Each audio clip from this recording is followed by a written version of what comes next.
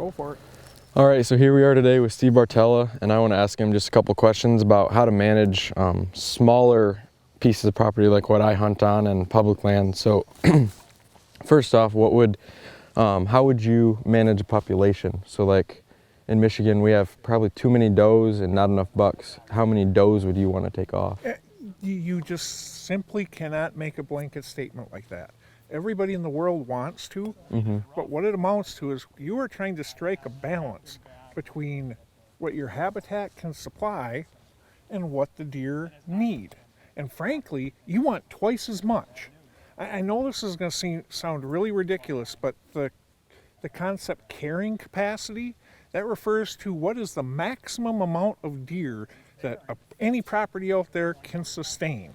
That means when they're at max carrying capacity, every single deer that is born, one's got to die. There just plain is not enough food there to take any more deer. Either that or one has to emigrate to a different area.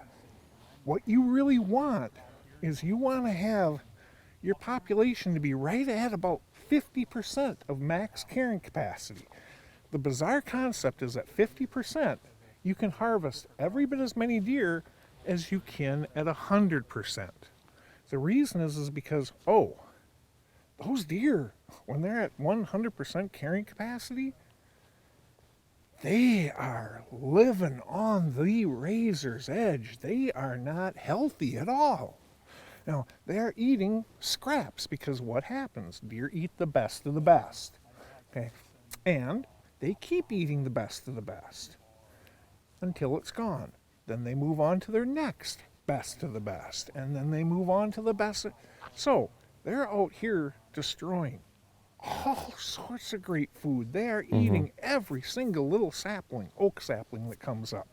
But yet, the invasives that they don't eat, they thrive because they ain't getting, all of a sudden there's no competition. So by having your population at max carrying capacity, you are literally destroying the habitat long term. Okay, some of it can come back, but all of it won't. Okay, but at half carrying capacity, because death is so much reduced, they're so much more healthy. Birth rates, fawning success goes through the roof because they're so much more healthy. So much less social stress, all that junk. Because of that, you can end up harvesting every bit as many deer every year off of a property that's half carrying capacity as max. The difference is those racks, those body sizes, the amount of twins and triplets on the property that's half carrying capacity is going to be so much bigger and better than full. So, most people, you can't. Do you know how to figure carrying capacity? No. Do you know how to figure out how many deer are on your property that you hunt? Not really, no. No. Nobody does. A whole bunch of people pretend they do, but unless you're going to really do study, the overwhelming majority of private landowners and hunters, they have no idea what either are. But you know what? You don't have to, because guess what? The habitat, it tells you. What you do is you go around on your seasonal low point. For us in the Midwest and points north, that's over winter. After winter's done, go for a walk out in the woods. Look at what the deer eat. You don't even need to know the species. Just notice what those deer are actually eating. Right, yeah. Okay, and then, how much of the stuff they eat the most do I have left that they can actually access? You don't have to be exact, but it looks like about half of the good food's gone. Well, hey, if you got half the good food gone, that means you got half of it remaining yet, you're good. When you start getting down under like 20, 25, 15% down there, you need to shoot does.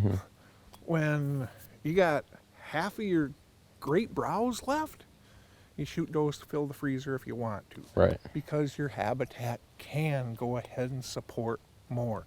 There's all sorts of nuances to that. It's not a perfect system. It's not. But it'll get you so ridiculously much closer than just guessing. Right, yeah. I think my second question would be, If you don't mind. So the answer is, some years you're going to probably shoot a lot. Right. Other years you don't want to shoot any, unless to fill the freezer. Now, it's going to vary from year to year based on the population. Your population's not the same every year. The amount of food you're producing is not the same every year. right, You alter your approach for it. And making it sound so much more complicated, you go out in the spring and you do a little scouting and you inspect the food. right, yeah. So I think my second question is, how do you get your habitat right? Like what are good things to plant? What do you need more water? Bedding areas? How do you change the land for your favor to draw deer? Well, on the water, it depends on where you are. It's a very bizarre concept, but you look at Michigan, where you're from, Wisconsin, where I'm from, Minnesota. You put a water source inside the woods during the rut, there's no place I'd rather be hunting. It is just like a magnet. It just sucks those deer in, and they like those little mud puddles. You know, I'm exaggerating by saying a mud puddle. I'm talking about nothing more than 10 feet across, 10 feet wide, maybe 3-4 feet deep. Why? Because that water is absorbing those minerals from that mud. Okay. Now, you get down into EHD and blue tongue states, where they've had it forever, and man, hunting pond stinks. I've sat so many otherwise what I would think just gorgeous in-woods water sources and watched a whole bunch of squirrels and birds. Yeah. But not many. So it's going to go ahead and vary on your water. If you're in the north, water's awesome. If you're a little bit further down, well, now you're looking at containers, and I think it's because of blue tongue and EHD, although I can't get any biologists to confirm that. Your food sources, it depends on what you're after. Are you trying to raise deer? Which, if you got 20 acres and you're trying to actually manage deer, good luck.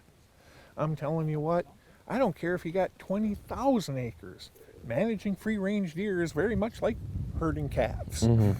And you can imagine how easy, I've never tried to herd cats before, but I can imagine how easy that is and how frustrating it can be. That's managing free-range deer. You're going to have a whole bunch of your deer that you're passing that are going to die, and everybody thinks they're theirs. They're not. They're God's.